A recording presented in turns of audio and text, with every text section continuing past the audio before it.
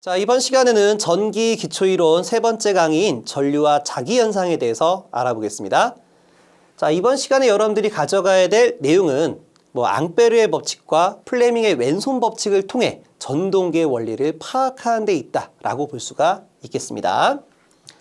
자, 우선 개요부터 보도록 하겠습니다. 1820년 웨르스테드에 의해서 전류 주변엔 자기장이 만들어진다는 부분을 파악했습니다. 자, 이렇게요.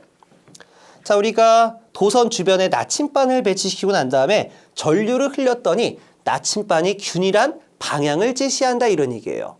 자, 여러분들 아시는 것처럼 이 빨간 색깔이 N극, 파란 색깔이 S극이 되는 거죠. 해서 자기장이 나가는 방향의 N극이, 자기장이 들어가는 방향의 S극이 되는 겁니다. 그랬더니만 이 전류 주변으로 이렇게 회전하는 자기장을 판단할 수 있었다, 이런 얘기예요. 자, 물론 전류에 대한 방향이 반대가 되게 되면, 이렇게 반대쪽 방향으로 자기장이 형성되겠죠. 해서 우리가 이렇게 나침반의 방향이 뒤집어지는 걸 통해서 전류와 자기장의 방향을 규명했다는 내용이 나오고 있습니다. 자, 물론 우리가 이 전류와 자기장에 대한 방향을 명확히 해석한 사람은 앙페르가 되고요. 이 웨르스테드라는 사람은 이 도선 주변에, 자, 전류가 흐르는 도선 주변에는 자석과 동일한 자기장에 대한 힘을 갖게 될 것이다라고 파악한 것 뿐입니다. 자, 그래서 이 부분을 여러분들이 정리를 해두시길 바라겠어요. 자, 그래서 이제 앙페르의 오른나사 법칙이라고 이제 표현해주고 있는데요. 자, 이 법칙은 뭐냐면 전류에 의해서 만들어진 자기장의 방향은 마치 나사의 회전 방향과 진행 방향이 동일하다라고 표현하고 있는 겁니다. 그래서 나사를 이렇게 진행하기 위해서는 이렇게 시계 방향으로 회전시켜줘야 되고요. 나사를 반대쪽으로 진행하게 되면 반시계 방향으로 돌려줘야 되겠죠? 자, 이게 마치 전류와 자기장과 동일하다고 볼 수가 있는 겁니다. 그래서 전류가 이렇게 엄지손가락을 방향으로 진행하게 되면 나머지 네 손가락 방향으로, 자기 오른손이죠. 이렇게 자기장이 형성될 것이고, 반대에 대해서도 이렇게 자기장이 만들어진다는 얘기예요. 그래서 나사에 대한 비유를 했기 때문에 앙페르의 오른나사 법칙이다라고 정의를 내리고 있습니다. 그래서 우리가 전류 또는 자기장이 들어가고 나가는 것에 대한 심벌 또한 역시 이 나사에 대한 모양을 그대로 가져갑니다. 그래서 우리가 전류나 자기장이 들어가는 방향에 대해서는 나사의 머리 모양인 X표 표시를 하고요. 또는 나오는 방향에 대해서, 자, 이 나사가 이 화면을 뚫고 나온다라고 하게 되면 여기 앞에 있는 꼭지, 점만 표시가 되겠죠. 그래서 이렇게 도트 심벌을 그리게 되면 나오는 방향으로서 제시하고 있습니다. 자, 그렇다면 여기 화면상의 자기장에 대한 방향을 심벌로서 나타나게 되면, 자, 전류에 대해서 오른나사 법칙으로 자기장이 형성되기 때문에 위쪽 부분은 자기장이 들어가지겠죠. 그래서 이와 같은 크로스 심벌을, 자, 아래쪽 방향은 자기장이 나옵니다. 자, 나오다 보니까 우리가 도트 심벌을 활용하고 있다라고 보시면 되겠습니다. 자, 이제 두 번째로는요, 우리가 전류에 의해서 만들어지는 자기장의 방향을 알았다면, 그렇다면 전류에 대해서 이때 발생하는 자기장의 세기는 얼마가 될 것이냐. 자, 이 부분을 해석해 보도록 하겠습니다. 자, 우리가 이 자기장의 크기를 나타내는 법칙을 주회 적분에 대한 법칙이다라고 보고 있는데, 자, 이 주회 적분의 에너지 보존 법칙과 같아요. 자, 다시 말해 전류에 의해서 만들어진 자기장의 총합은 같을 수밖에 없다. 자, 이 자기장의 힘이라는 건 전류에 의해서 만들어지는 거죠. 그렇다면 우리가 이상적인 관계에서 손실이 없었다라고 하게 되면 이 전류 에너지에 대한 크기와 자기의 세기의 힘의 크기는 같을 수밖에 없다라고 제시할 수가 있겠습니다. 자, 그래서 우리가 전류가 흐르게 되면 이 도체를 수직하는 방향으로 이렇게 자기가 형성되게끔 되어 있어요. 이렇게 오른나사 법칙으로 이렇게 동그란 원을 그리겠죠. 그렇다면 우리가 H, 자, 여기 H가 있죠. 이 자기의 세기라는 거는 이 자기장 중에 한 점에서 받아지는 힘이 되는 겁니다. 그렇다면 이 공간 속에서 작용하는 전체 힘은 어떻게 되겠어요? 자, 이 미소한 한 점을 미소 길이 dl라고 하게 되면 자개의 세기 곱하기 dl의 적분으로서 표현할 수가 있다라고 보실 수가 있겠습니다. 자, 물론 적분을 모른다 하시더라도 해석하시는 데는 크게 어려울 게 없어요. 자, 우리가 미분에 대한 개념은 뭐예요? 미분은 잘게 나눠서 해석한다 라는 개념이고, 적분이라는 거는 쌓을 적자예요. 잘게 쪼개진 거를 더해 나간다는 개념입니다. 그래서 우리가 자, 이런 미소길이라고 하게 되면 한 점이다라고 나타낼 수가 있겠죠? 해서 한 점을 특정 구간만큼 쭉 해서 더해 나가게 되면 선이 되는 개념이에요.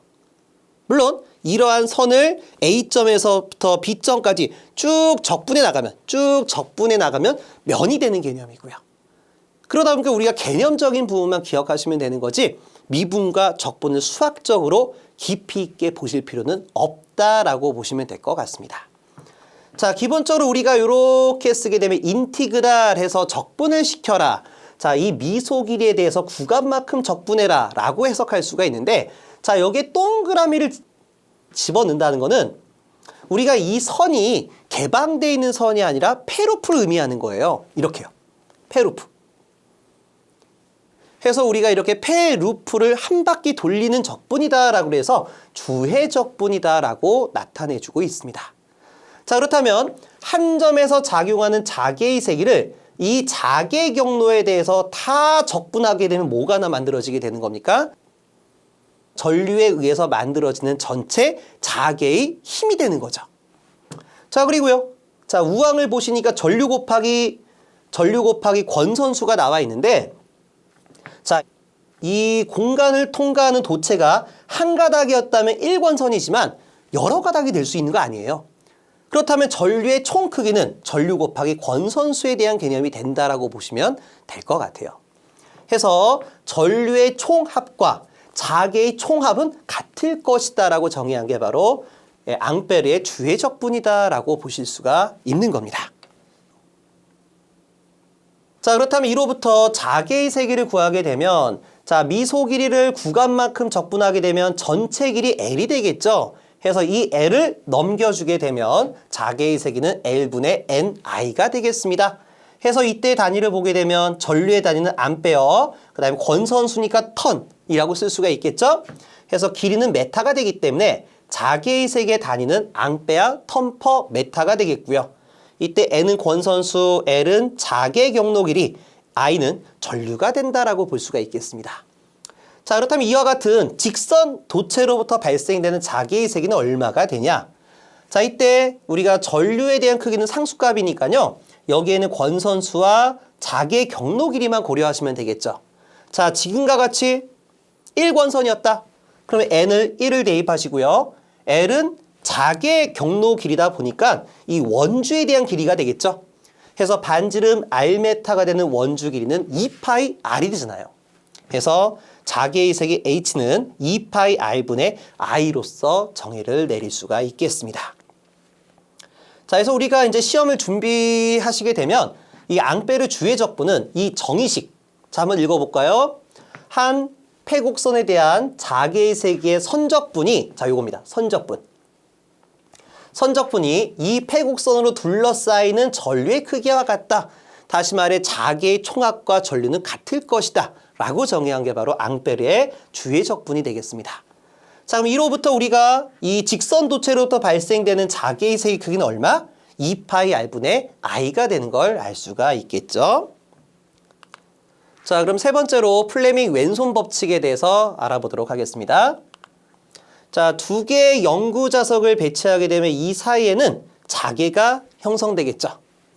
이 자개가 존재하는 공간 속에 도체의 전류를 흘리게 되면, 자, 다시 말해 이쪽 방향으로 전류가 흘러간다고 보도록 하겠습니다.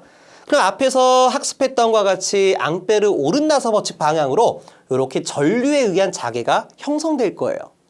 자, 그러다 보니까 요 위쪽 부분 같은 경우에는 전류에 의한 자개와 영구자석에 의한 자개가 서로 반대 방향의 힘이 발생하게 됩니다. 그러다 보니까 전체적으로 자기력선의 밀도는 줄어들 수밖에 없겠죠. 하지만 아래쪽 같은 경우에는 영구자석에 대한 자기력선의 방향과 전류에 의한 자기력선의 방향이 같은 방향으로서 자기장의 힘이 증가되는 걸 알 수가 있습니다. 자, 다시 말해서 우리가 이렇게 자기장의 힘이 줄어드는 감자작용과 자기장의 힘이 증가하는 증자작용이 함께 만들어진다는 얘기예요. 자, 그렇다면 이거를 합성된 자기력선으로 표현하게 되면 자, 대부분의 자기력선이 밑으로만 향해 나간다라고 볼 수가 있는 거죠. 이렇게. 자, 위쪽은 작게 발생하게 될 것 같습니다. 자, 그러다 보면 이쪽 밑에 쪽에서는 에너지 밀도가 상당히 높겠고요. 그리고 위쪽은 에너지 밀도가 작다 보니까 이 도체에서는 에너지 밀도가 큰 데서 작은 쪽으로 힘이 받아질 수밖에 없겠죠. 자, 이때 이러한 힘을 우리는 전자력이다라고 표현을 해주고 있습니다. 자, 그렇다면 이 부분을 한번 정리를 해보도록 할게요. 자, 우리가 이 자하로부터 나가지는 무수히 많은 선을 우리가 자기력선이라고 표현을 했습니다.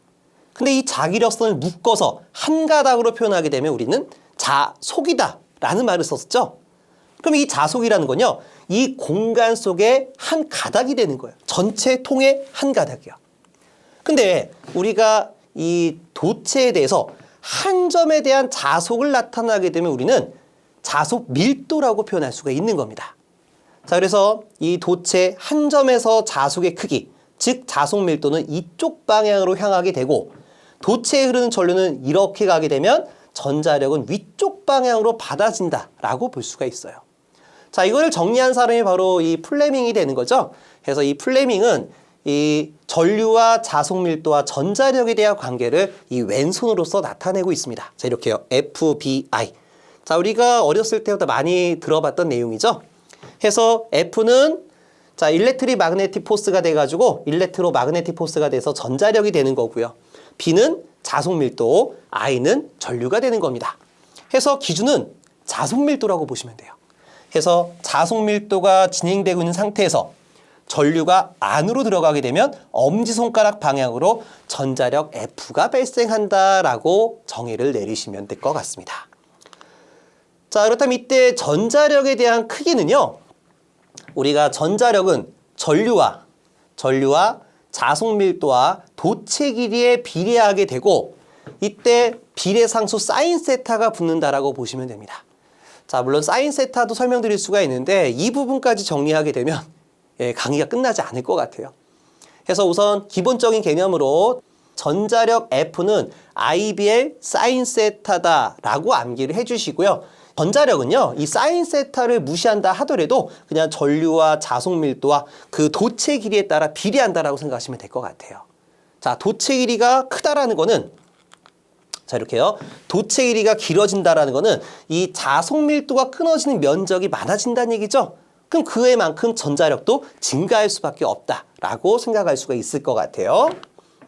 자, 그래서 여기 나와 있는 플레밍 왼손 법칙을 통해 전동계 원리를 알아보겠습니다. 자, 우리가 코일을 이와 같이 감아놓은 상태에서 이 사이에 전압을 걸어줄게요. 그럼 전압을 걸어준 것만큼 이 도체는 전류가 이렇게 순환하게 될 것 같습니다. 그럼 이제 이 두 개에 대한 연구자석, 다시 말해 N극에서부터 S극으로 자속 밀도가 진출하겠죠? 그러면 이 자계 내에 전류가 흐르는 관계가 되는데 이때 자계 내에 전류가 흐르면 자, 이렇게요. 자계 내에 전류가 흐르면 도체는 반드시 전자력이 생긴다가 바로 플레밍의 왼손 법칙이에요. 그러다 보니까 이렇게 자, B와 I에 대한 관계. B가 가고 전류가 올라가면 이쪽 도체 단면에는 위쪽 방향에 대한 힘이 받아지고요. 자, 반대쪽 같은 경우에는 B가 가고 전류가 반대로 가게 되면 전류가 앞으로 나오게 되면 힘은 밑으로 받아지겠죠. 그러다 보니까 이 도체는 힘에 대한 방향에 대해서 이렇게 시계 방향으로 회전하는 걸 알 수가 있을 것 같아요. 그래서 우리가 전동기를 만들 때 기본적인 아이디어는 이렇게 자계 내에 도체를 흘려줌으로써 자, 여기 축을 고정시키게 되면 이게 뺑글뺑글 돌아가겠죠? 해서 자계 내에 전류를 흘려줌으로써 전동기를 운전시킨다라고 보시면 되겠습니다. 자, 물론 이렇게 직접적인 전류를 흘려서 이 양쪽 자계 내에 직접적인 전류를 흘려서 보내주게 되면 직류 전동기가 되는 거고요. 우리가 외부로부터 교류 전류를 넣어서 우리가 패러데이 법칙에 의한 와전류로 돌려주게 되면 우리가 유독이라고 불러주게 되는데 자, 아직 정리를 안 한 상태에서 이 말을 하려고 하다 보니까 좀 많이 어렵네요. 해서 그냥 개념만 작게끔 얘기를 해드리게 되면 우리가 직류를 집어넣어 전동기가 돌게 되면 직류 전동기라고 불러주고요. 교류를 집어넣어 전동기를 회전시키게 되면 교류기라고 하는 게 아니라 유도기라고 부른다라고 정리만 해주시면 될 것 같습니다. 자, 이번 강의는 여기까지 진행하도록 하고요. 다음 시간에는 전자유도 법칙에 대해서 알아보도록 하겠습니다.